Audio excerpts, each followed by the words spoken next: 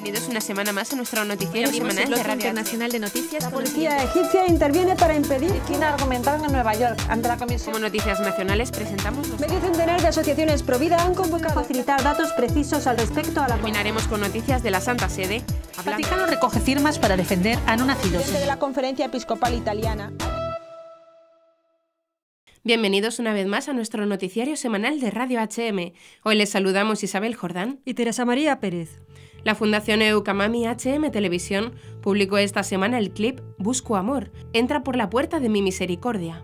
Una reflexión realizada en torno a la fiesta de la Divina Misericordia, instituida por San Juan Pablo II el 30 de abril de 2000, día de la canonización de Sor Faustina Kowalska, elegida por Jesús para ser el apóstol de la Divina Misericordia. Te envío, dijo, a toda la humanidad con mi misericordia.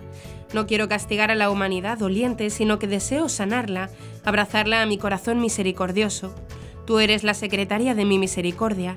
Te he escogido para este cargo, en esta y en la vida futura. En este nuevo clip podrás encontrar el relato de don Riccardo Volati, profesor de la Universidad Católica del Sacro Cuore de Roma. En él, este sacerdote cuenta su propia experiencia sobre la misericordia de Dios, relacionándola con el sacramento de la confesión, que es para él el regreso de un hijo arrepentido a la casa del Padre.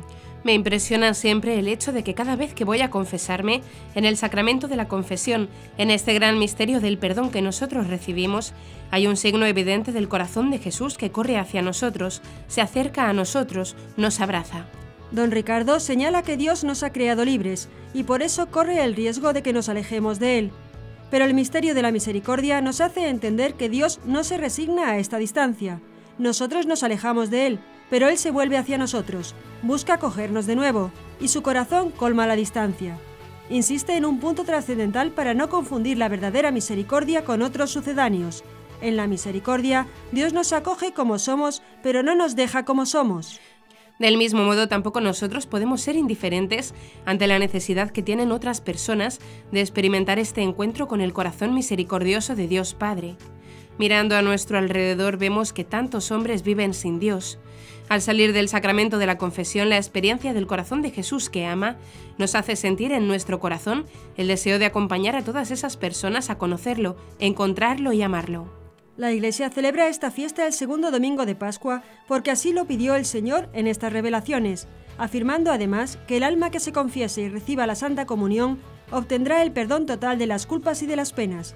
En ese día están abiertas todas las compuertas divinas a través de las cuales fluyen las gracias. Comenzaremos con las noticias de interés internacional. Francia. Matar invocando la compasión es inaceptable, afirman obispos. Reino Unido. Carlos de Inglaterra destaca el coraje de los cristianos perseguidos. Chile. Rechazan distribución de agenda universitaria que describe cómo abortar. China. La dictadura no permitirá al Vaticano que nombre obispos. República Democrática del Congo. Oración por sacerdote secuestrado. Padre Celestino.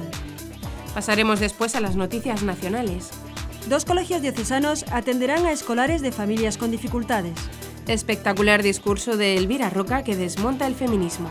Valencia celebrará Semana por la Vida dedicada a personas con síndrome de Down. Sacerdote es criticado fuertemente por homilía. Presupuestos generales no apoyan la maternidad. Y por último comentaremos algunas de las noticias más destacadas de la Santa Sede. Cardenal Civic compartió sus reflexiones sobre San Juan Pablo II. Pablo VI podría ser el santo protector de la vida por nacer. Los jardines vaticanos acogerán la estatua de Santo Armenio. Papa Francisco, no entierren sus talentos bajo la tierra del egoísmo. El Papa pide dar testimonio de Dios al salir de misa. Ante la presión de legalizar la eutanasia por médicos en algunas partes de Europa, 118 obispos franceses han firmado una declaración para promover el cuidado en los últimos días de la vida y explicar la oposición de la Iglesia a cualquier forma de suicidio. No importa cuáles sean nuestras convicciones, el final de la vida es un tiempo que todos vamos a vivir y una preocupación que compartimos. Cada uno debe poder pensar con tanta calma como sea posible, evitando los obstáculos de las pasiones y presiones, dijeron los obispos en el documento. Queremos sobre todo mostrar nuestra absoluta compasión por todos nuestros hermanos y hermanas que están en el final de sus vidas, como la Iglesia siempre ha tratado de hacer.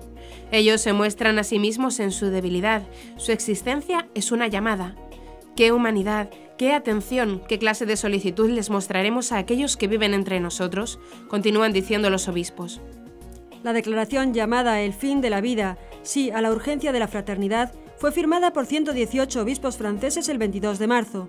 El documento se publicó con el fin de promover la compasión hacia aquellos cuya vida se está acabando y para oponerse a la legislación sobre el suicidio asistido por médicos.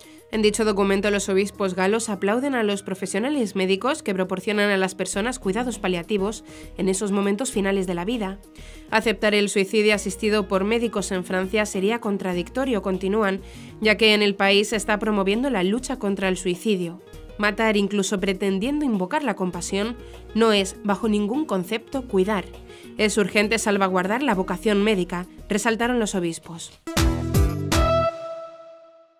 Como en cada fiesta cristiana de gran relevancia, las principales autoridades británicas envían un mensaje con importantes referencias cristianas. Es común en Navidad y también ahora para Pascua, donde el príncipe Carlos, heredero de la corona británica, centró su intervención en el apoyo a los cristianos perseguidos en el mundo. Mi corazón está con todos aquellos que en este día, cualquiera que sean sus creencias, son perseguidos por razones religiosas, dijo el príncipe de Gales con motivo del Viernes Santo.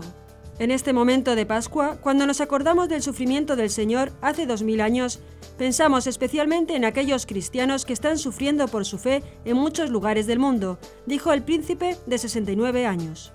Quiero asegurarles que no los olvidamos y que están en nuestras oraciones, recalcó el príncipe heredero. Agregó que por esa razón se siente profundamente conmovido, por su extraordinario coraje y por su desinteresada capacidad para perdonar a pesar de todo lo que han sufrido. Un amplio rechazo ha tenido la Agenda Universitaria 2018, que distribuye desde el 29 de marzo la Federación de Estudiantes de la Universidad de Chile, FECH, a los alumnos de primer año y que describe entre sus páginas cómo hacerse un aborto seguro con misoprostol. En Chile, desde septiembre de 2017, existe el aborto bajo los causales de riesgo de vida de la madre, malformación congénita letal del bebé y por violación.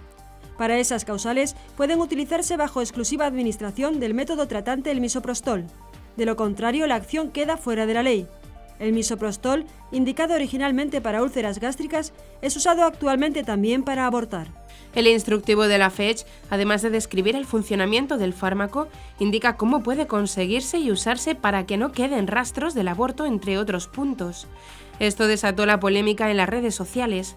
Incluso el Partido de la Unión Demócrata Independiente anunció que presentará una denuncia ante la Fiscalía para quienes resulten responsables del hecho, ya que el contenido del instructivo es contrario a la ley y peligroso.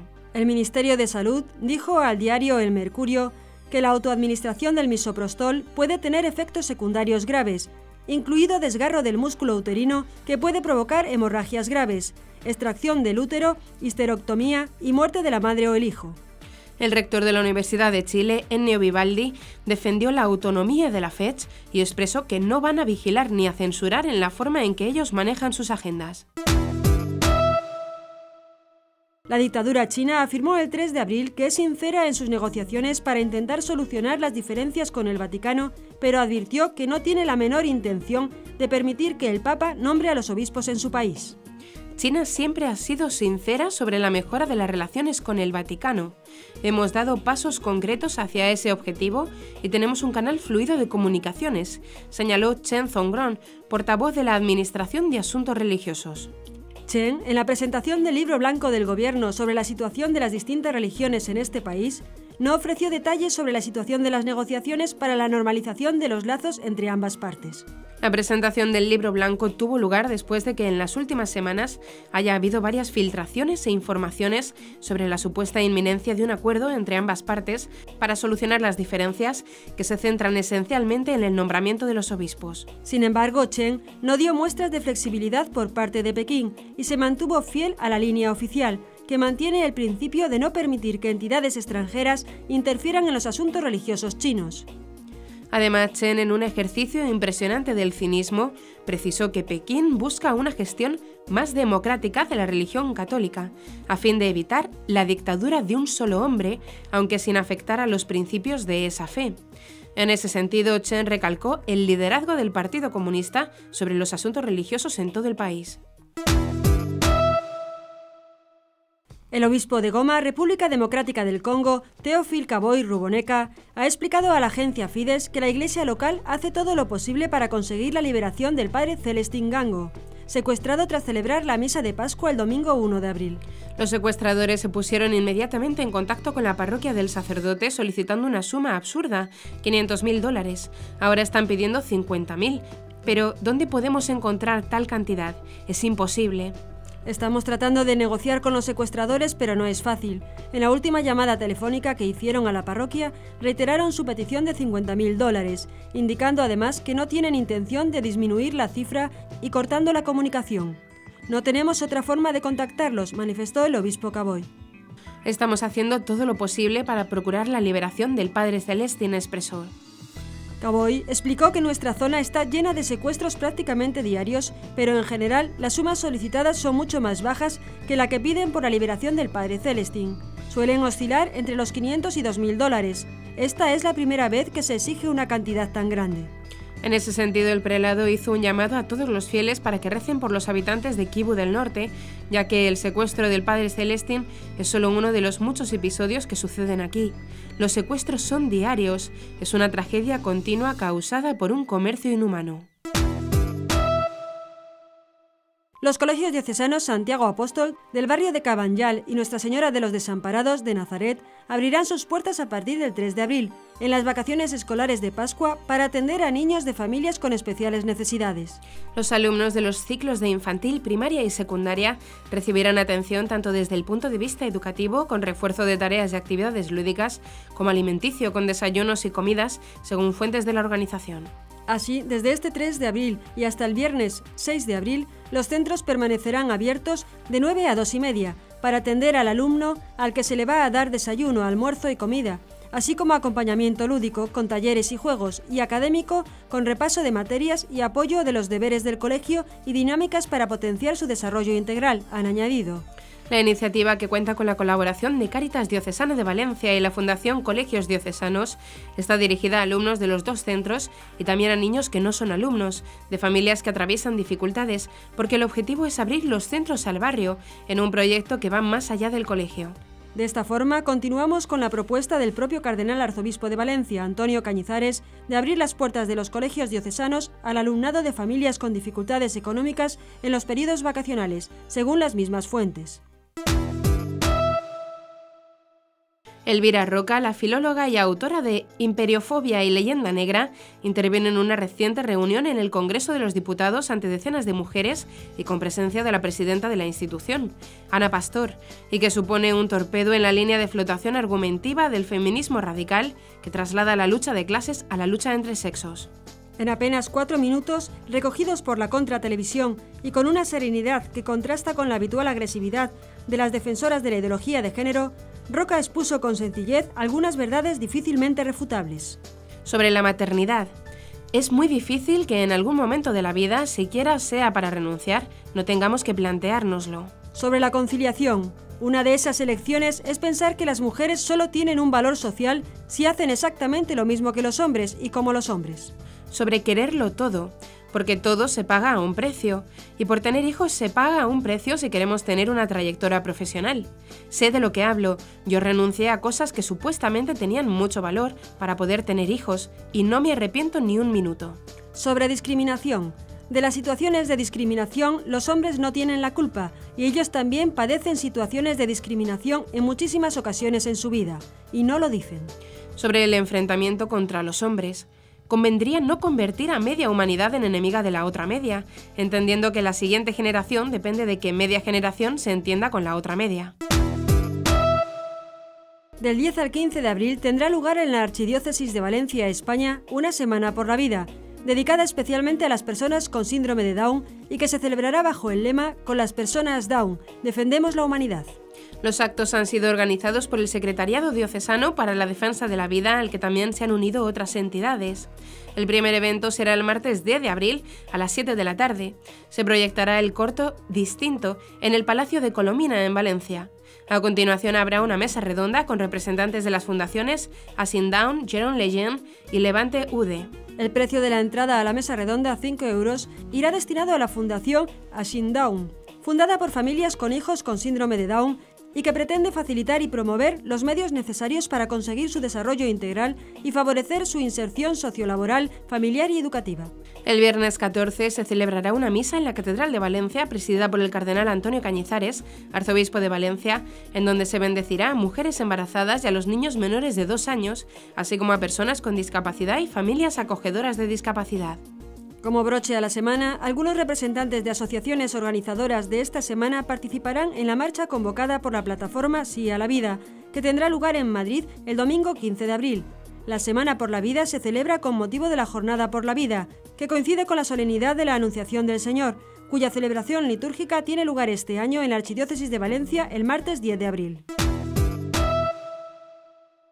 Pedro López García, de 56 años, es el párroco de la localidad albaceteña de Tobarra y durante estos días está siendo duramente atacado por numerosos grupos y medios de comunicación por cuestionar la ideología de género durante un sermón pronunciado el Viernes Santo. Incluso han llegado a tirar huevos a su domicilio. La Semana Santa de esta localidad es de interés turístico nacional y la procesión del Viernes Santo fue televisada por Castilla-La Mancha Televisión, por lo que el tradicional sermón del sacerdote tuvo un eco mucho mayor. Duró en total 16 minutos y habló de la pasión de Cristo, de cómo puede ayudar a la persona, del sentido del sufrimiento, de la injusticia e incluso de la relación entre la ciencia y la fe, reflexionando sobre el universo. Y para el final dejó 2 puntos con el objetivo de colaborar con el bien común. En primer lugar, habló de la economía y el trabajo, denunciando la codicia del dinero, del poder y del prestigio, y que lleva, según dijo, a la explotación de los trabajadores y a destrozar el medio ambiente.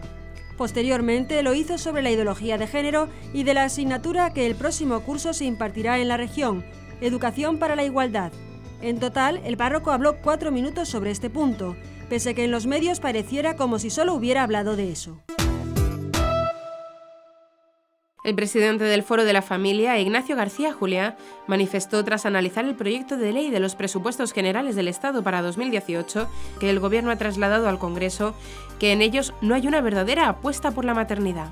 Entre las cifras y porcentajes de aumentos anunciados no vemos un auténtico compromiso con las madres. El incremento en las prestaciones por maternidad y paternidad se limita de hecho a la semana extra de la prestación por ser padre, cuando el problema real es que hay menos nacimientos, menos madres. Hacen falta medidas que fomenten la natalidad y protejan la maternidad y a las familias durante el desarrollo de los hijos, analizó el presidente. Las estadísticas siguen indicando que las mujeres en España tienen menos hijos y que los tienen más tarde.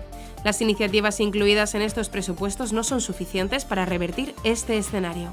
Mientras que el Gobierno y los demás partidos no se den cuenta de la gravedad de este asunto, seguiremos poniendo tiritas a una herida que puede ser mortal para nuestra sociedad, cuando lo que se necesita es una intervención rotunda y rápida, como una ley de familia con la dotación y las medidas adecuadas, señaló García Juliá. El arzobispo de Cracovia y exsecretario personal de San Juan Pablo II, cardenal Siwicz, compartió sus reflexiones sobre el legado del Papa polaco que falleció hace 13 años. En la misa que presidió el 2 de abril en el santuario de San Juan Pablo II en Cracovia, el cardenal, que sirvió más de 40 años como secretario personal del pontífice, resaltó que cada quien debe recorrer un camino de amor y servicio. El purpurado compartió una importante lección que dejó el recordado Papa de la Familia, leyendo del libro de la vida de San Juan Pablo II, que todos nos sintamos inspirados por el deseo que él hizo realidad hasta el final, hacer un don de sí mismo para otros y al final de cuentas para Dios, resaltó. El cardenal afirmó que Dios siempre fue el centro de la vida de Karol Wojtyła y recordó que la actitud del santo fue de respeto y disposición para el servicio. Juan Pablo II estaba convencido de que el camino de la Iglesia es el hombre y por eso siempre alentó a la Iglesia a servir a todos los hombres. El arzobispo de Cracovia dijo además que al ver el libro de la vida de Juan Pablo II se puede conocer un gran amor por la Iglesia, no solo por una Iglesia perfecta que no existe, sino por una Iglesia de gente débil y pecadora, gente que se está convirtiendo, volviendo a los caminos indicados en el Evangelio. El santo, continuó el purpurado, guió a la Iglesia hacia el tercer milenio de la fe cristiana, nos alentó a mirar el rostro de Jesucristo, el único Salvador del mundo, y a avanzar en las profundidades de la fe, la esperanza y el amor, y así ser levadura del bien en un mundo turbulento.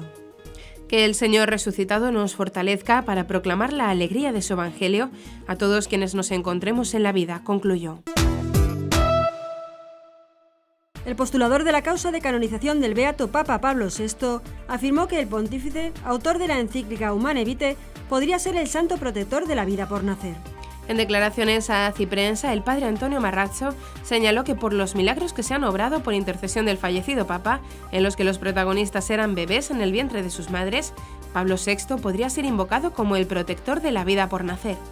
En ninguno de los milagros narrados la madre estaba en peligro ni era el primer embarazo, pero sí aparecía la amenaza de un aborto terapéutico o una pérdida, con una posible discapacidad para el bebé. En ambos milagros los niños nacieron bien y siguen con buena salud.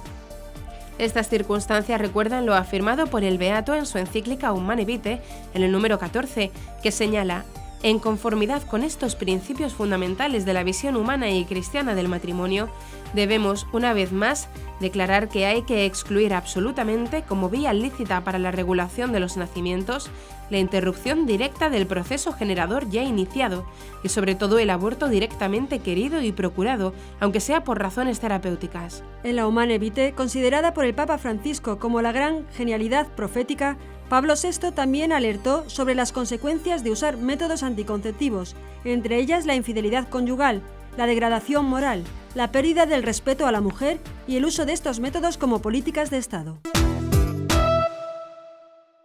Los jardines vaticanos cuentan ya con una estatua en bronce de San Gregorio de Narek, doctor de la Iglesia y símbolo del ecumenismo entre cristianos católicos y ortodoxos. San Gregorio de Narek está considerado un héroe de la cultura armenia, además de puente entre Oriente y Occidente. Fue un monje, teólogo, filósofo, místico y poeta armenio que vivió entre los años 951 y 1010. A él se le debe el haber modelado el pensamiento oriental cristiano. El Papa Francisco inauguró la estatua el 5 de abril en presencia del presidente de la República de Armenia, Sersaryan, y de su santidad Karerin II, patriarca supremo y católicos de todos los armenios, y de su santidad Aram I, católicos de la Gran Casa de Cilicia. La idea de ofrecer al Vaticano esta estatua de bronce surgió durante el viaje que el Santo Padre realizó a Armenia hace 2 años. Fue precisamente el Papa Francisco el que elevó a San Gregorio de Narek a la dignidad de doctor de la Iglesia Universal el 12 de abril de 2015, en virtud de su doctrina eminente y de su santidad de vida. La Iglesia Católica lo recuerda el 27 de febrero. Gregorio entró en el monasterio de pequeño, donde recibió una riquísima formación que le permitió leer todas las grandes obras patrísticas, tanto orientales como occidentales, y de nutrir su meditación cotidiana con un inmenso tesoro de lecturas espirituales. Tras su muerte, el cuerpo de San Gregorio fue colocado en la iglesia del monasterio de Narek, en cuyo monasterio había vivido. Su tumba se convirtió rápidamente en objeto de veneración por su santidad de vida y por la profunda espiritualidad reconocida unánimemente.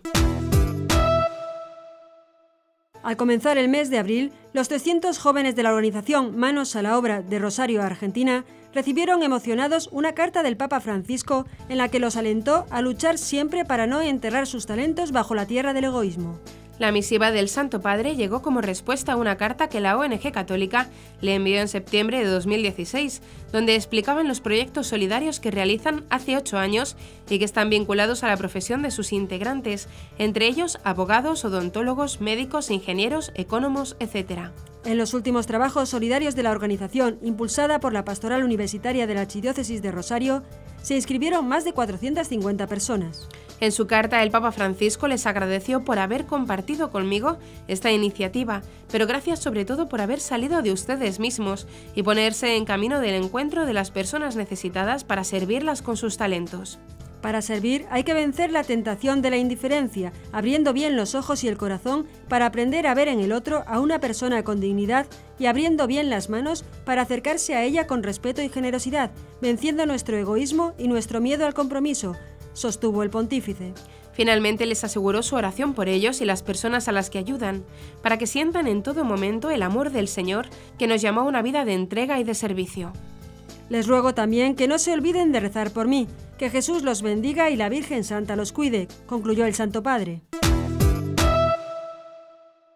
El Papa Francisco pidió durante la audiencia general celebrada en la Plaza de San Pedro del Vaticano este 4 de abril que al salir de misa los fieles salgan como cristianos renovados, cercanos a la Eucaristía, que den testimonio de Dios en sus vidas cotidianas y que no se dediquen a murmurar unos de otros nada más cruzar el umbral de la Iglesia. En esta última catequesis dedicada a la misa, el Santo Padre reflexionó sobre la conclusión de la liturgia. Finalizada la oración de después de la comunión, La misa concluye con la bendición impartida por el sacerdote y la aceptación del pueblo. Francisco destacó que la misa, igual que comenzó con el signo de la cruz en el nombre del Padre y del Hijo y del Espíritu Santo, también ahora la liturgia se sella en nombre de la Trinidad. Además recordó que aunque la misa finaliza, se abre el compromiso al testimonio cristiano. Salimos de la iglesia para ir en paz a llevar la bendición de Dios en nuestras actividades cotidianas, en nuestras casas, en nuestros trabajos, entre nuestras ocupaciones de la ciudad terrena, glorificando al Señor en nuestra vida. Por el contrario, si nosotros salimos de la iglesia murmurando unos de otros, la misa no ha entrado en nosotros. Cada vez que salgo de la misa debo salir mejor de lo que he entrado, con más ganas de dar testimonio cristiano. Por medio de la Eucaristía, el Señor Jesús entra en nosotros, en nuestro corazón y en nuestra carne, para que podamos experimentar en la vida el sacramento recibido en la fe, explicó. El obispo de Roma señaló que los frutos de la misa están destinados a madurar en la vida de cada día. En verdad, aumentando nuestra unión con Cristo, la Eucaristía actualiza la gracia que el Espíritu nos ha dado en el bautismo y en la confirmación, con el fin de que sea creíble nuestro testimonio cristiano. Encendiendo en nuestros corazones la caridad divina, la Eucaristía nos separa del pecado, aseguró. Acercarse regularmente al convite eucarístico renueva, fortifica y profundiza el vínculo con la comunidad cristiana a la cual pertenecemos, según el principio de la Eucaristía, hace la Iglesia. Portando el tesoro de la unión con Cristo en vasos de barro, tenemos una necesidad continua de regresar al Santo Altar, hasta que en el paraíso gocemos plenamente la santidad del banquete de bodas del Cordero, concluyó el Papa Francisco. Y hasta aquí nuestro informativo semanal. Esperemos que haya sido de su agrado. Recuerden que pueden seguir escuchándonos siguiendo el resto de nuestra programación en directo a través de la web www.radiohm.net. En ella podrán encontrar también distintos podcasts con los informativos anteriores y otros audios que también pueden ser de su interés. Seguiremos estos días informando de las noticias de la Iglesia y del mundo a través de nuestros breves espacios informativos que les ofrecemos todos los días, cada media hora aquí en Radio HM 88.9 FM y HM Televisión. Ayer, hoy, siempre la verdad. Gracias por habernos acompañado. Les han informado Teresa María Pérez e Isabel Jordán. Hasta la próxima semana.